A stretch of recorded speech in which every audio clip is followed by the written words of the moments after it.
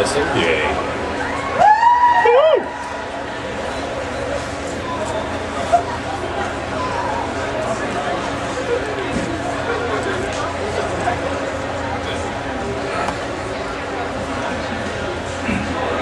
Oops, I lost my mic. There we go. Get my mic back.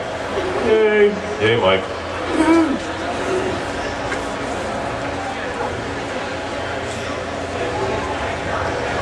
All right.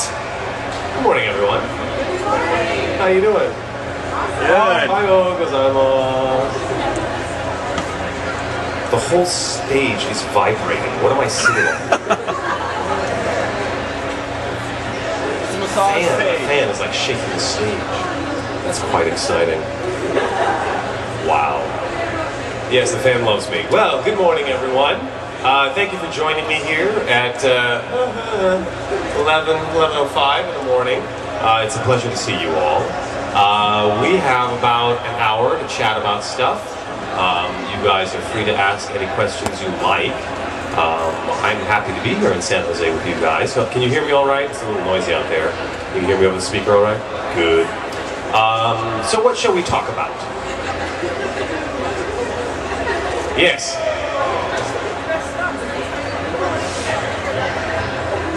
Well, this is probably a little dressier than I might, go to the studio in.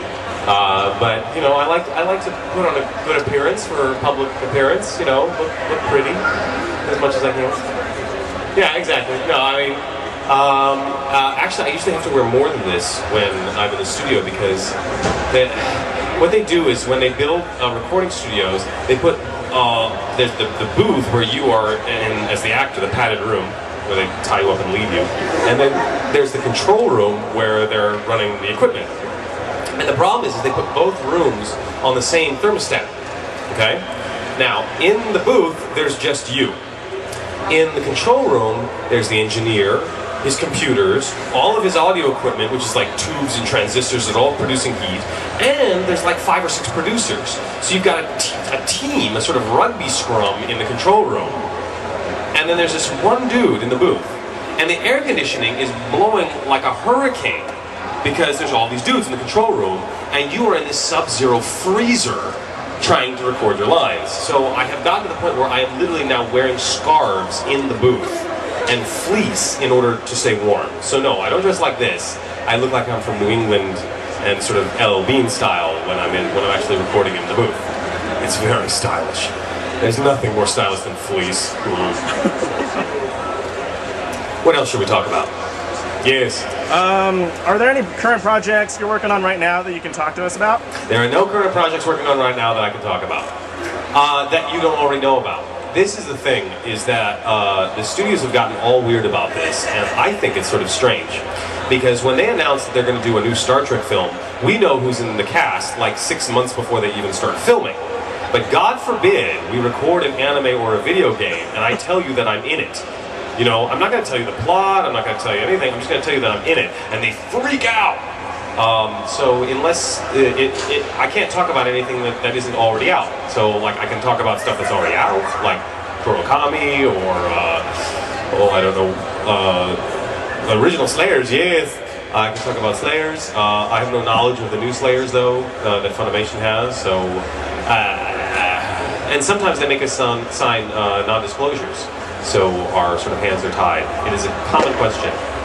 But honestly, you will know before me because someone will post it online and you'll end up telling me about it. Thank you. Sorry?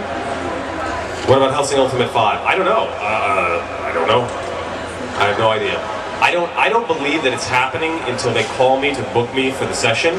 And then I don't really believe it happens until I get there and I record it. And then I don't really believe it happens until I get the check.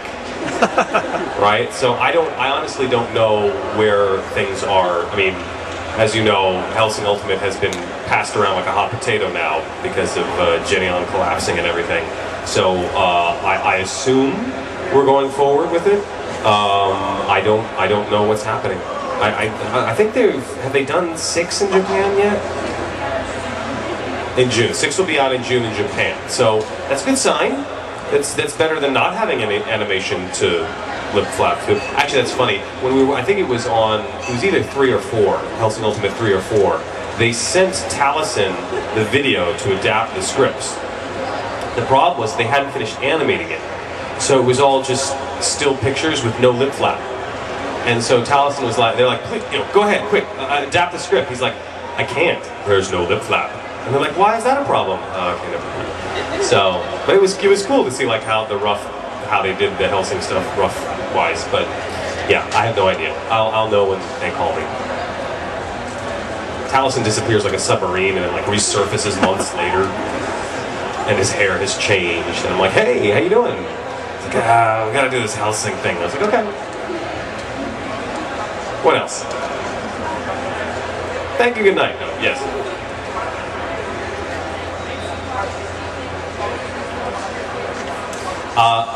All the characters I've played so far, probably my 2 favorites, I cheat on this one, are Tsume from Wolf's Rain and Turnip Head from Howl's Moving Castle.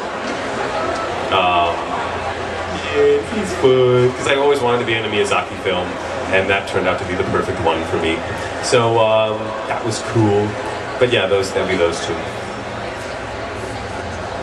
Anything else?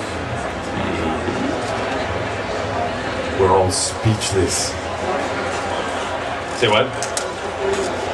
No, I only ask when, I only tell when fans ask. Unless you're a fan and you're asking. Yes? Oh God. Well, they were asking me what my opinion of the Star Trek film was. And I actually think it's really good. I think that the first act is fantastic. The way they introduce the characters and everything is wonderful. I just find that basically the second half of the movie, the plot gets a little mushy. You can't really push on it too much or it falls over. There's stuff that doesn't make a whole lot of sense when you stop and think about it. Nero as a villain is sort of weak. It's like, and I don't want to I don't know how many here have seen it or not seen it. I don't want to do spoilers, but Spock was late to save the planet. When is Spock late? That never happens. And if they had the time to say, hey, we're in trouble, come save us, they had the time to get off the planet. Like, why didn't they just leave? And then if they're going to give Spock this like crazy powerful weapon that's never been, the most powerful weapon in the universe, they're going to put it in a 1-person ship with a really old guy piloting it. This is not wise. And then when he's captured and put on Nero's ship, there's nobody guarding the ship when Kirk and Spock show up to get the most powerful weapon anyone's ever seen. And so you're just like, guys, come on. It's fantastic up until they're in the Enterprise and they're warping with the fleet, and then they drop out of warp and it's all mayhem. That's when it starts to fall apart. And humble mining ship that looks like Unicron from the Transformers movie, humble mining ship that can just destroy everyone. It's kind of like, huh? So yeah, that's where it was like, not so much. Not so much, but it's a very fun ride. It's one of the greatest love stories ever told, Kirk and Spock. I'm deadly serious. One of the greatest love stories ever told.